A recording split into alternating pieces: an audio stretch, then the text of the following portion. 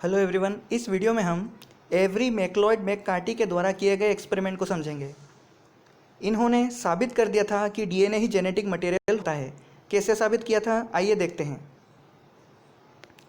Griffith ने अपने आखिरी एक्सपेरिमेंट में क्या किया था, एक सॉल्यूशन में लिविंग आर मिलाए थे और इसी सॉल्यूशन में डेड एस भी मिलाए दिए थे। अब जब इस सॉल्यूशन को उसने चूहे में डाला तो उसने देखा कि चूहा मर गया। यह रिजल्ट उसके लिए शॉकिंग था। क्यों? क्योंकि लिविंग आर तो नॉन पैथोजेनिक होता है, यह कोई बीमारी नहीं करता, और एस टाइप के बैक्टीरिया को तो मार दिया था हीट एंड किल करके।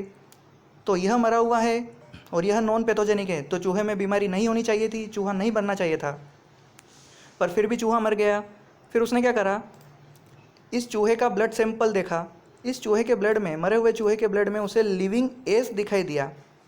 जब उसे इसके ब्लड में लिविंग एस दिखाई दिया तो उसने क्या कंक्लूज़न निकाला कि हो सकता है जब मैं यह सॉल्यूशन बना रहा था, जब इस सॉल्यूशन में मैंने इन दोनों को मिक्स किया था, तो हो सकता है कोई सा मॉलिक्यूल डेड एस से निकलकर लिविंग आर में गया हो और लिविंग आर में जाकर उस मॉलिक्यूल ने पॉलीसेकेराइड बनाने की इंस्ट्रक्शन इस लिविंग आर को दे दी हो और लिविंग आर ने पॉलीसेकेराइड बनाने की इंस्ट्रक्शन पाकर अपने आसपास पॉलीसेकेराइड बना लिया हो। अब लिविंग आर अपने आसपास पॉलीसेकेराइड बना लेगा तो वह काय में कन्वर्ट हो जाएगा, लिविंग एस में कन्वर्ट हो जाएगा।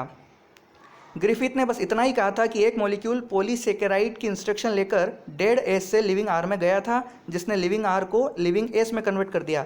अब वह मॉलिक्यूल कौन सा था, यह ग्रिफिथ नहीं साबित कर पाया था। इस चीज़ को साबित किया एवरी मैक्लोइड और मैककार्टी ने 1944 में।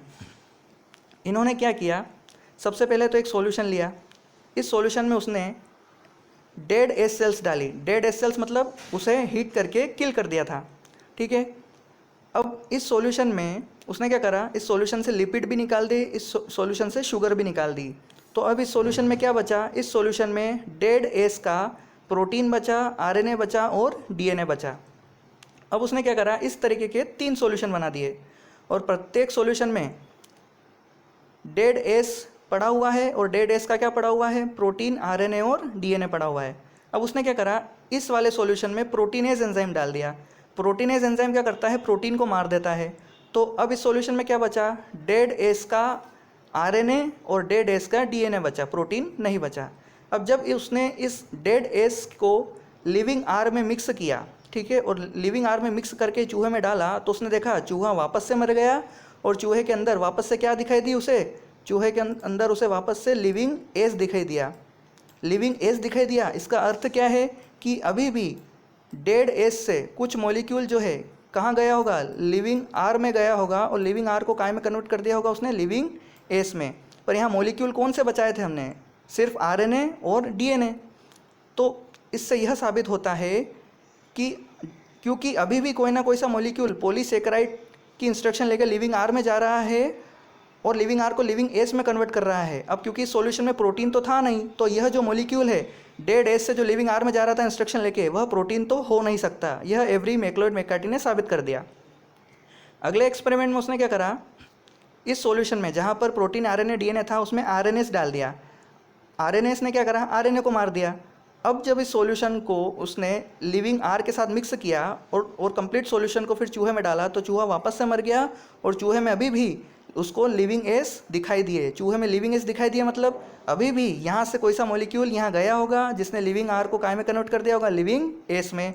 अब वह मॉलिक्यूल कौन सा है भाई, आरएनए को तो हमने मार दिया, आरएनए हो नहीं सकता, ठीक है। तो आरएनए नहीं हो सकता और इसके पहले हमने देख लिया कि प्रोटीन भी नहीं हो सकता, तो ऑब्वियसली यह मॉलिक्यूल कौन सा होता है, यह मॉलिक्यूल डीएनए ही होता है, जो डेड एस से पॉलीसेकेराइड बनाने की इंस्ट्रक्शन लेकर लिविंग आर में गया होगा और लिविंग आर को काय में कन्वर्ट कर दिया होगा, लिविंग एस में। और क्योंकि वह मॉलिक्यूल डीएनए ही होता है जो इंस्ट्रक्शन को एक ऑर्गेनिज्म से दूसरे ऑर्गेनिज्म में ले जाता है, इसलिए डीएनए ही क्या होता है, जेनेटिक मटेरियल होता है। इस चीज़ को उसने अगले एक्सपेरिमेंट से वापस साबित कर दिया। उसने इस सॉल्यूशन में जहाँ पर प्रोटीन, आरएनए, डीएनए था, उसने डीएनएस एंजाइम डाल दिया। डीएनएस एंजाइम डाल दिया तो इस डेड एस के अंदर डीएनए अब नहीं है। अब जब इस डेड एस को उसने लिविंग आर में डाला और इस सॉल्यूशन को चूहे में डाला तो उसने देखा कि चूहे में कोई बीमारी नहीं हुई, ना ही चूहे में लिविंग एस पाया गया।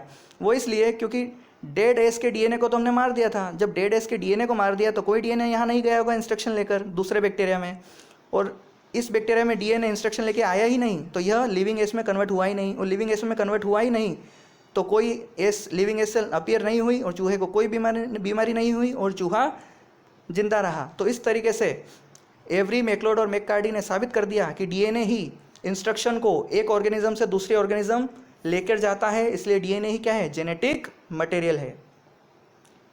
Thank you.